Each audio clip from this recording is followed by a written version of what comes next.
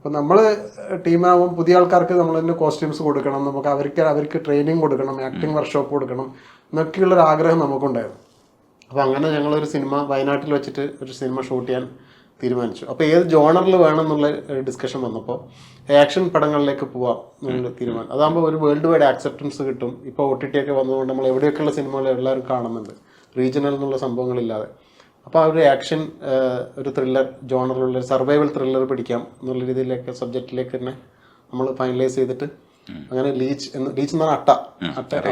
അപ്പോൾ അതിൻ്റെ നമ്മൾ രക്തം കുടിക്കുന്ന അതെ രക്തം കുടിക്കുന്നത്. അപ്പോൾ അതിൻ്റെ സ്വഭാവമുള്ളൊരു മനുഷ്യരുടെ കൂട്ടത്തിൽ നമ്മൾ ചെന്നപ്പെടും. നമുക്ക് തൊട്ടടുത്തിരിക്കുന്നത് നമ്മൾ എങ്ങനെയാണ് നമ്മൾ വളരെ പോളിഷ്ഡ് ആയിട്ടായിരിക്കും നമ്മൾ സംസാരിക്കുന്നുണ്ടാവുക, ഡീൽ ചെയ്യുന്നുണ്ടാവുക. അതിലൊരു അട്ടയാണോ ഈ അട്ട? അതെ, അട്ടയാണല്ലേ അവസാനം ലീഡ് ചെയ്തേക്കുന്നത്. ഞാൻ അവന്റെ സ്നേഹം ഒറ്റി കുടിക്കാറുണ്ട്, ചോര കുടിച്ചിട്ടില്ല, അത് ഇനി കുടിച്ചോളൂ. അപ്പൊ അങ്ങനെയായിരുന്നു ആ സബ്ജക്ട് സംഭവിച്ചത്. അപ്പൊ നമ്മളൊരു 1000-ഓളം പുതിയ, ഞാനും നിസാമും പിന്നെ അതെ ഞങ്ങൾ രണ്ടാളും മാത്രമേ ഫിക്സ്ഡ് ആയിട്ടുണ്ടായിരുന്നുള്ളൂ എൻ്റെ അഭിനയിക്കാന്നുള്ളത്. ബാക്കി ഒരു ഇതിനകത്ത് 10 ക്യാരക്ടേഴ്സ് ടോട്ടൽ ഉള്ളൂ. നിങ്ങൾ 2 പ്രൊഡ്യൂസേഴ്സ് ആണ്. ഇദ്ദേഹം കൂടി ഉണ്ട്. നമ്മൾ സുഹൃത്തുക്കളും കുടുംബങ്ങളൊക്കെ ജ്യൂസിലിരിക്കാൻ പറ്റും. അതാ ഞാൻ പറഞ്ഞ നേരത്തെ പറഞ്ഞ പോലെ ഒരു 8 സിനിമ ഇതിന്റെ 9ാമത്തെ സിനിമയാണ്. അത് ഒരു പടം വെള്ളത്തിൽ മാത്രം ഒരു ഡയലോഗ്സും കാര്യങ്ങളും ഉണ്ടായിരുന്നു. വേറെ ഒരു ജിമ്മി എന്ന പടത്തിൽ കുറച്ച് ഉണ്ടായിരുന്നു. പക്ഷെ ഈ 7 സിനിമയിൽ ഞാനൊരു 7 ലക്ഷം രൂപ കൊണ്ട് കളഞ്ഞിട്ടുണ്ട്. ചില പടങ്ങളിൽ പാസിംഗ് ഷോട്ട് ആയിരിക്കും, ഡയലോഗ് ഉണ്ടാവില്ല, ചിലപ്പോൾ നിൽക്കാനേ പറ്റൂല, അങ്ങനെയൊക്കെ കുറെ കൊണ്ട് കളഞ്ഞിട്ടുണ്ട്.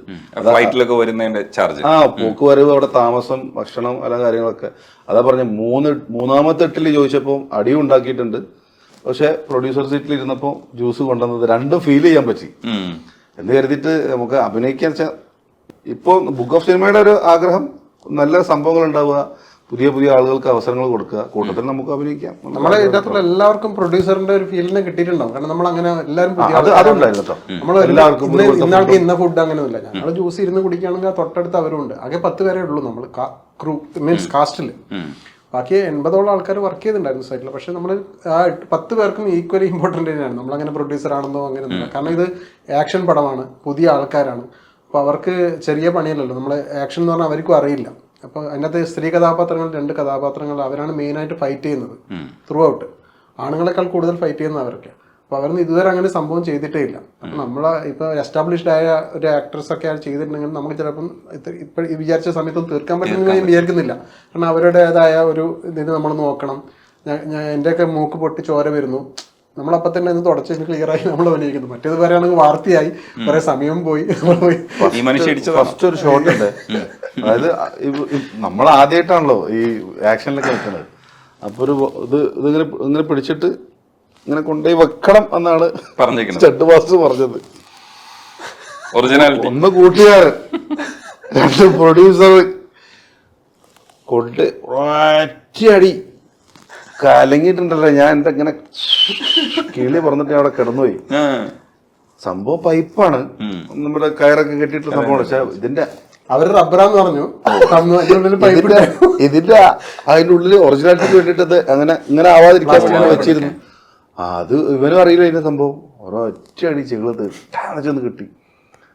അതൊന്ന്. രണ്ടാമത്തെ അതോടുകൂടി ശബ്ദം ഗാംഭീര്യം വന്നു, പാട്ടുകൾ പാടാൻ തുടങ്ങി. അതുപോലെ ഒരു സ്ഥലത്ത് നിൽക്കുന്ന സമയത്ത് പിന്നൊരു ചവിട്ടുണ്ട്. അപ്പം ഒരു സ്റ്റെപ്പൊക്കെ ഇട്ട് വെച്ചിട്ട് 2 ആളെ പിടിച്ചിട്ട് ഒരു കാലിന്റെ ഒരു ഷോട്ട് മാത്രം, ക്ലോസ് മാത്രമേ ഉള്ളൂ. അങ്ങനെ ജസ്റ്റ് തട്ടിയാൽ ഞാൻ പോയിക്കോളൂ. വുഡ്ലാൻഡിന്റെ ആ സാധനം ഇട്ടിട്ട് ഒരു ചവിട്ടോട്ടിട്ട് 2 സ്റ്റെപ്പ് അപ്പുറത്തൊക്കെ പറഞ്ഞടിച്ച് വീഴാൻ. അതായത് അതൊക്കെ പക്ഷെ എൻജോയ് ചെയ്തു. നമുക്കൊരു ഫൈറ്റ് സീനിലൊക്കെ ഒരു സാധനം ചെയ്യാൻ പറ്റാതെ പറഞ്ഞാൽ നമ്മളെ ആര് വിളിച്ച് ഫൈറ്റ് ചെയ്യിപ്പിക്കാനാണ്. ഇവിടെ പാസിംഗ് ഷോട്ട് ഡയലോഗ് കിട്ടില്ലാത്ത അവസ്ഥയിലാണ് ഇതൊക്കെ ചെയ്യുന്നത്. ഭയങ്കര എൻജോയ്. എത്ര ചവിട്ട് കുത്ത് കിട്ടിയാലും നമ്മളെല്ലാവരും അപ്പോൾ തന്നെ ചാടി അടിച്ച് റെഡി സാർ അത്ര ആകത്തില്ല. ഒരുപാട് ദിവസം നമുക്ക് ഈ കരണം പറയാനും മറ്റേതൊക്കെ ആയിട്ട് കുറെ ക്ലാസ്സുകളൊക്കെ തന്നിരുന്നു അല്ലേ. ഒരാഴ്ച സ്റ്റണ്ട് മാത്രം പഠിപ്പിച്ചിരുന്നു, അങ്ങനെ കുറച്ച് മൂവ്മെന്റ്സും കാര്യങ്ങളൊക്കെ. പിന്നെ ആക്ടിങ്ങിന് നമ്മൾ ശ്രീജിത്ത് രാമൻ എന്ന് പറഞ്ഞിട്ടും അതുപോലെ തന്നെ ശ്രീജിത്ത് പോൽക്കാവ് 2 തിയേറ്റർ പ്രൊഫസേഴ്സും തന്നെ വന്നിട്ട് അവരൊക്കെ നമുക്ക് വേണ്ടിയിട്ടുള്ള ട്രെയിനിങ് ക്ലാസ് ഒക്കെ തന്നിട്ടുണ്ട്. അപ്പൊ അതൊക്കെ നമുക്ക് കൊടുക്കാൻ പറ്റിയിട്ടുണ്ട്. നമ്മൾ പുതിയ ആൾക്കാരാണെങ്കിലും അപ്പോൾ അതിന്റെ ഒരു ക്വാളിറ്റിയിൽ നമ്മൾ മേക്ക് ചെയ്യാൻ ശ്രമിച്ചിട്ടുണ്ട്. ടെക്നിക്കൽ സൈഡിലൊക്കെ നമ്മൾ നല്ല രീതിയിൽ തന്നെ ശ്രദ്ധിച്ചിട്ട് എല്ലാവരും ടെക്നിക്കലി, കാരണം എല്ലാം ഫേസ് ചെയ്യുന്ന എല്ലാം പുതിയ ആൾക്കാരാണ്.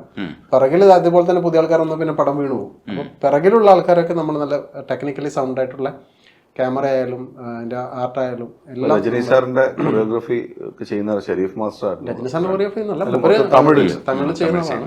ഷെരീഫ് മുഹമ്മദ് എന്ന് പറഞ്ഞിട്ട് പേട്ട, ആറാട്ട് എന്നൊക്കെ ചെയ്തിരിക്കുന്ന വലിയ വലിയ കൊറിയോഗ്രാഫർ. ക്യാമറ ആര്യ അലക്സായിട്ട് 2 ക്യാമറ അനാമോർഫിക് ലെൻസിലാണ് ത്രൂ ഔട്ട് മൂവി ചെയ്തത്. പിന്നെ സ്റ്റണ്ടൊക്കെ നമ്മൾ പ്ലാൻ ചെയ്തെല്ലാം വൈഡ് ഷോട്ടിലാണ്. ക്ലോസ് ഷോട്ടിലാണ് ഈസി ആയിട്ട് നമുക്ക് ചെയ്യാൻ പറ്റും. പക്ഷെ വൈഡ് ഷോട്ടിലാകുമ്പോൾ അത്രയും പെർഫെക്റ്റ് കിട്ടണം. അതിൽ പിന്നെ സ്ത്രീ കഥാപാത്രങ്ങളാണ് ഫൈറ്റ് ചെയ്യുന്നത്. അപ്പൊ അതൊക്കെ വളരെ ബോറായി പോകും നല്ല രീതിയിൽ ചെയ്തിട്ടില്ലേ. വൈകുന്നേരം ആകുമ്പോഴൊക്കെ എല്ലാവരും കയ്യെല്ലാം ഒടിഞ്ഞ് കാലെല്ലാം ഒടിഞ്ഞ് പോയ കുഴമ്പൊക്കെ ഇട്ടുക, രാവിലെ എഴുന്നേക്കാൻ വരിക, ആ അവസ്ഥയിൽ എൻജോയ് ചെയ്തിട്ട് ചെയ്തൊരു പടമാണ്. എല്ലാ പുതുമുഖങ്ങൾക്കും അതൊരു, ആരോട് ചോദിച്ചാലും നമ്മൾ സിനിമയിൽ അഭിനയിച്ച എല്ലാവരോട് ചോദിച്ചാലും അവർക്ക് അങ്ങനെ ഒരു എക്സ്പീരിയൻസ് ഇതുവരെ മലയാള സിനിമയൊന്നും കിട്ടിയിട്ടില്ല. പലരും ചെറിയ ചെറിയ സംഭവങ്ങളൊക്കെ ചെയ്യുന്ന ആൾക്കാർ പോയിട്ടുണ്ട്, ഇപ്പോഴും ചെയ്തുകൊണ്ടിരിക്കുന്നുണ്ട്. അവരിപ്പോഴും പറയുന്നുണ്ട് നമുക്കത് കിട്ടിയത് ലക്ഷറി ആയിരുന്നു എന്നൊക്കെ. അടിപൊളി. ആ ലക്ഷറി ആയിട്ടുള്ള കാഴ്ചക്കാർക്കും കിട്ടട്ടെ. പറയുമ്പോൾ നന്നായി ചെയ്തിട്ടുണ്ടെന്ന് തോന്നുന്നു. എല്ലാ പരിപാടിക്കും ഒരു പാട്ട് ബ്രേക്ക് ഉണ്ട്. നിങ്ങൾ പാട്ടുകാരൻ ഇവിടെ ഇരിക്കുമ്പോൾ പാട്ട് പാടിപ്പിക്കാതിരുന്ന മോശമാണ്. പാട്ട് ചന്ദ്രകാന്തം എന്നുള്ളൊരു പാട്ടാണ്. ആതിര പെണ്ണിന്റെ വെണ്ണിലാപ്പാൽ കുടം നീയൊന്നു തൊട്ടപ്പോൾ പെയ്തു പോയി, മഴവിൽ തമ്പുരുമീട്ടുമ്പോൾ എൻ സ്നേഹസ്വരങ്ങൾ പൂമഴയായി, സ്നേഹസ്വരങ്ങൾ പൂമഴയായി. അമ്പലം ചുറ്റും വലതു വയ്ക്കാം, നാം ഒരു വെൺമേഘ തേരിലേറി, ഋതുക്കൾ നമുക്കായി പണിയും സ്വർഗത്തിൻ ആകാശഗംഗയും ആമ്പൽക്കുളം. ചന്ദ്രകാന്തം കൊണ്ടു 4 കെട്ട്, അതിൽ ചന്ദനപ്പടിയുള്ള പൊന്നൂഞ്ഞാൽ. ഋതുക്കൾ നമുക്കായി പണിയും സ്വർഗത്തിൻ ആകാശഗംഗയും ആമ്പൽക്കുളം. ചന്ദ്രകാന്തം കൊണ്ടു 4 കെട്ട്, അതിൽ ചന്ദനപ്പടിയുള്ള പൊന്നൂഞ്ഞാൽ. ജാതകത്തിലെ പാട്ട്. പുളിയിലക്കരയോലും പുടവ ചുറ്റേ കുളിർ ചന്ദനത്തോടു കുറിച്ചാർത്തി, നാഗപണത്തിരുമുടിയിൽ പത്മരാഗമനോജ്ഞമാം പൂത്തിരുകി, സുസ്മിതേ നീ വന്നു, ഞാൻ വിസ്മയനേത്രനായി നിന്നു. ഓ അടിപൊളി.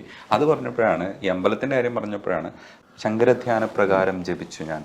ശങ്കരധ്യാന പ്രകാരം ജപിച്ചു ഞാൻ, അമ്പലം ചുറ്റുന്ന നേരം, കയ്യിൽ പ്രസാദവും കണ്ണിൽ പ്രകാശവുമായി സുന്ദരീ നിന്നെ ഞാൻ കണ്ടു, ആദ്യമായി കണ്ടു.